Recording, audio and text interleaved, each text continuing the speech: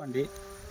நான் வந்து இப்போ விவசாயம் பண்ணி எங்கள் ஊர் சொந்த ஊர் மாந்தோப்பு, காரியவட்டி மாந்தோப்பில் இந்த மாதிரி காட்டு விவசாயம் தான் நாங்கள் பண்ணிக்கிட்டு இருக்கோம். அப்புறம் வானம் பருத்தி தான், சோளம், துவரை, பருத்தி, பாசி, உளுந்து இதுதான் போட்டுக்கிட்டு இருக்கோம். எங்கள் ஊரில் வந்து மான், காட்டு பன்னி ரொம்ப அழிம்பு ஜாஸ்தியாக பண்ணுது.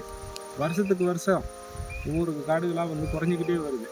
விவசாயம் குறைஞ்சிக்கிட்டே வருது. எதனாலன்னா இது வந்து பாதிப்பு அதிகமாக பண்ணுது. இப்படி விளைஞ்சி வர்ற கருதுகளை சாப்பிட்ருது. இந்த தட்டைகளை ஒடிச்சு பூராத்தையுமே காலி பண்ணிடுது.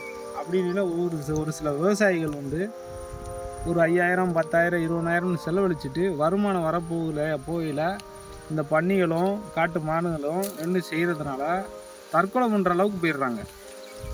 அப்போ ஒரு சிலர் அப்படியே வெறுத்து விவசாயமே வேண்டாம், தரிசாவே நிலமாவே கடந்துட்டு போகுது.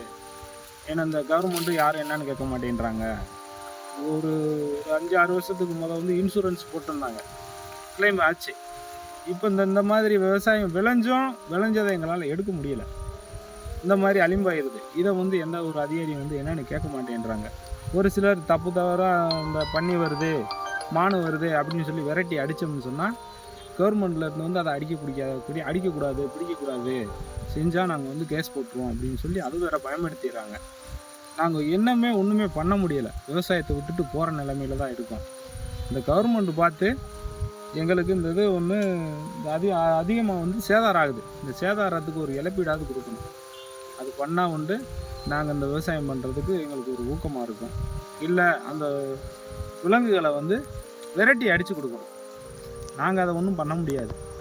மிஞ்சி பண்ணோம்னா எங்களுக்கு தான் பாதிப்பாகுது. ஒரு சில நேரத்தில் பத்தும்போது ஒரு குட்டி போட்ட பண்ணியோ ஆண் பண்ணியோ மனுஷனை கூட திருப்பி விரட்டி அடிக்க ஆரம்பிச்சிடுது. இப்படியெல்லாம் இருக்குது. இந்த கவர்மெண்ட்டு தான் பார்த்து எங்களுக்கு ஒரு நல்ல ஒரு பதில் சொல்லணும். கிட்டத்தட்ட இப்போ பார்த்தீங்கன்னு சொன்னால் ஒரு 10,000 ரூபா ஏக்கருக்கு செலவு பண்ணுறோம். ஒரு வருஷத்துக்கு ஒரு வாட்டி தான் வெள்ளாமை பண்ண முடியும். ஆடியில் இது பங்குனி சித்திரையில் தரிசு நிலத்தை உழுது பக்குவப்படுத்தி ஆடியில் மழை பெஞ்சால் நாங்கள் வந்து இந்த சோளம், துவரை இதெல்லாம் காட்டில் விவசாயம் பண்ணிவிட்டு அது களை பறித்து எல்லாம் செஞ்சு இந்த மழை காலத்தில் வந்து எங்களுக்கு பயிராக வந்து கொடுக்குது. கிட்டத்தட்ட 6 மாதம் 8 மாதம் ஆயிடுது. 8 மாதம் கழித்து எங்களுக்கு தை மாசியில் தான் எங்களுக்கு பயிர் ஆகும். நாங்கள் ஒரு வருஷம் உழைப்பு அதை வந்து நாங்கள் கை கொடுக்க போகிற நேரத்தில் இந்த மாதிரி பாதிப்பு பண்ணிடுது. எங்களுக்கு ஒன்றுமே இல்லை. ஒரு வருஷம் வெள்ளாமல் இப்படியே வருஷம் ஃபுல்லாக ஒரு கிட்டத்தட்ட ஒரு 10 வருஷமாக இந்த நிலைமை தான் நடந்துகிட்டே இருக்குது. ஊருக்கு வடக்கு வந்து இருந்துச்சு, அந்த கம்மாயில் உள்ள தங்கிக்கிட்டு இருந்தது. இப்போ வந்து நாளுக்கு நாள் அதுக்குள்ளேருந்து வெளியே வந்த உடனே கொஞ்சம் கொஞ்சமாக காடுகளை அழிக்க அந்த காட்டுக்காரங்க என்ன செஞ்சுறாங்க, ஒவ்வொரு காடாக விட்டுட்டு தரிசு நிலம் ஆக்கிடுறாங்க. இப்போ பார்த்தீங்கன்னா ஊருக்கு வடக்க நடந்தது கிட்ட 100 ஏக்கர் கிட்ட விவசாயம் நடந்துக்கிட்டு இருந்துச்சு. இப்போ அது பூராமே தரிசு நிலம் ஆயிடுச்சு.